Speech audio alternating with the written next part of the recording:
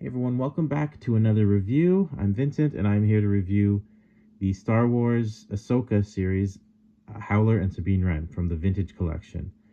And I am excited to get this open and assembled and played with so I can show everyone how cool it is. I got this last week when the Streets of Mos Eisley playset came out, but I really wanted to get that reviewed first. So that ended up being my first video, my first full-length video. I've been doing shorts. I've been doing some videos on TikTok and then reposting them here on YouTube. So that was my first full-length video, and I got some positive reactions. I got some comments and quite a few views, more than I was expecting. Not amazing, but I mean, for me, for a first-timer, I was really thrilled. Even had one of my favorite Star Wars YouTubers who does reviews of figures. He commented on it, and I was really excited to hear from one of the guys that I watch. So that was really exciting too. But in any case, I'm here to, I want to get started on this video. We can take a look at the packaging here.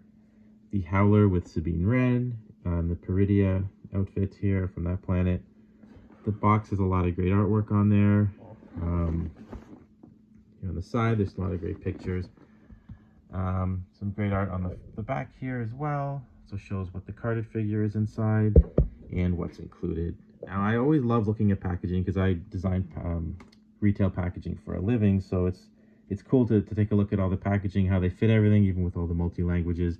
They really cut down on text on these boxes, so they don't have to do all these translations, which is always a pain. Believe me, when I'm working on boxes, it's always a pain to have to fit in multi-languages on anything. So it's cool that they kind of just went with all this beautiful artwork instead, all these images that we can get on the bottom here. But anyway, I'm going to get her open and we'll take a look at what's inside and let's take a look. All right, so here we are, opening it up. We've got these, of course, these little pieces of paper. Like I was saying, they cut down on the text on the box, but they still have to include a lot of this stuff. So they just do it as an insert, which is kind of cool, but leads to a lot of extra garbage you have to throw in the recycling bin. So here we go, starting off with, we've got the Howler in here. It looks like it was supposed to be in this part, but mine kind of fell out. Kind of was in there like that. But it looks like everything's in here. So let's take a look at Sabine first. So here she is on card. And yeah, I mean, she looks good. The only thing is, it is very, very similar to the existing figure that we have. That I've got right here. Pretty sure it's just the same figure, just with the poncho and different accessories. I mean, might even have the same accessories. So there's really nothing too exciting about this. To me, maybe if you're a completist, you're gonna want to get everybody. Like, I'm not gonna take mine out of the box, just because I don't really have a need for another Sabine. I'm kind of not even displaying this deluxe one. I'm really just displaying the cartoon version, the one that matches up with what's in your, with the Ghost HasLab. It looks like she's in one of these large deluxe cards. She's VC 352. So, you know, if you are a completist, you're going to want this one. But again, if you're not like me, like you're not a completist and you're not really looking just to get every single version of every character, then she's not that important. I don't know if I'll sell her or I'll just keep her on the card for now. But anyway, let's get to the beast. The one I think everyone's here to see really is the Howler. So let's take a look. So here is your Howler out of the box. Now, it comes with these extra legs so you can have it crouching down. If you're a Marvel Legends collector, you've seen something similar on the recent Lockjaw figure that came out of the large dog from the Inhumans.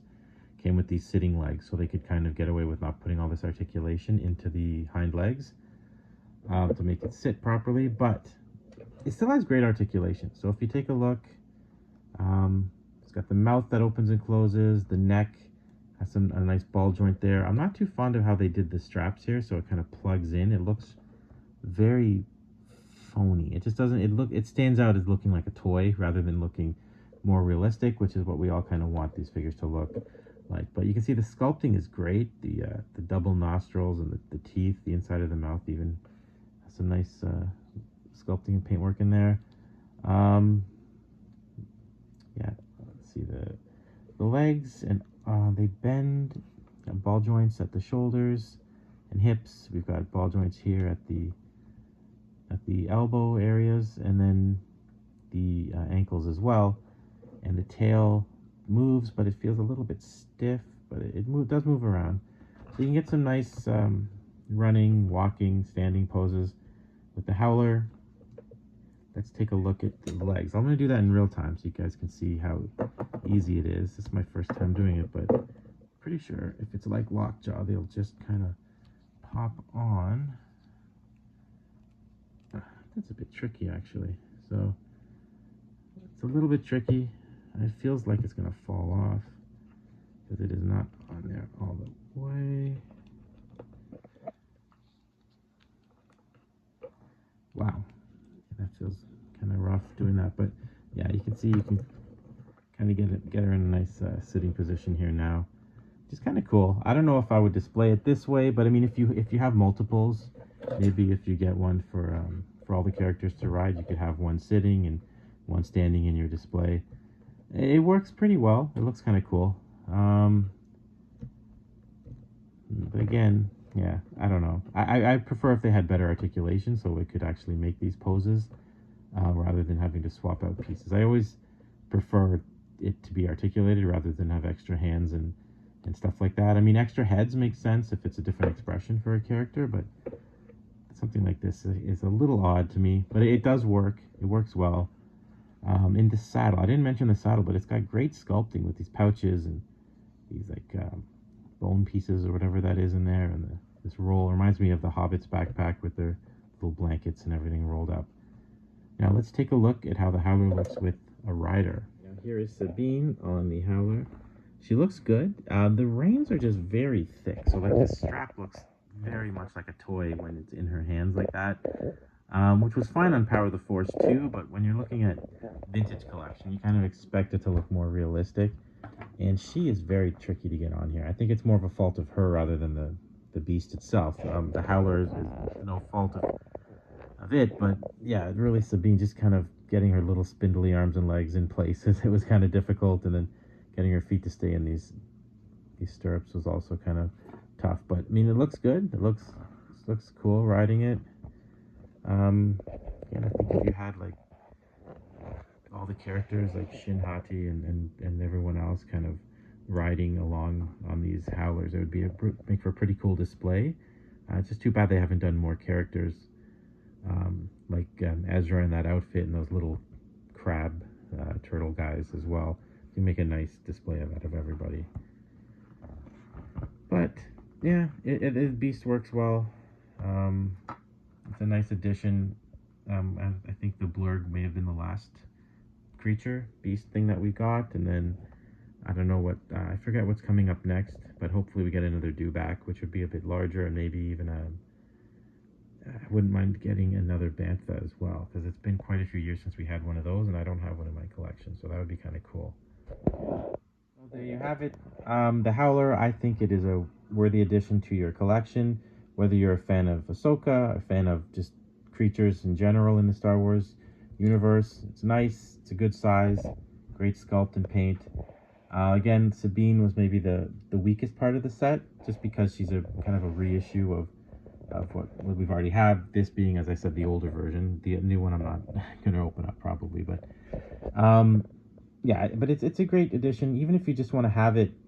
Like I was thinking, you know, if you have it in your Jabba's palace, you can have it kind of in the basement with the Rancor, like one of the creatures that Jabba keeps in there, if you want to do that. Or you can just have it, I mean, it looks like something you could even have with your Tusken Raiders. I mean, they had those lizard dog type creatures as well that were pretty cool. So, you know, it doesn't need to be screen accurate completely, so I think it just fits in, looks cool. Like in this diorama, I mean, she fits right in, like, you know, looks like some kind of creature that would be walking by when in Mos Eisley and on Tatooine. So I think it's great. Add it into your collection if you're a fan. It's I think it's shipping now from Hasbro Pulse. I got this one from GameStop Canada. Sure, Amazon, Walmart, wherever else you could order it from is probably going to be shipping soon as well. So if you want to add this to your collection, go ahead, take a look. And I will be back next week with another new review. Sticking with Star Wars, or maybe I'll try some Marvel. I'm getting some new Marvel Legends in this week, so I think I might do a review of that. Let me know what you think. Thank you again for watching. I really appreciate all the comments on my last video. Hopefully you guys like this one too. Thanks again.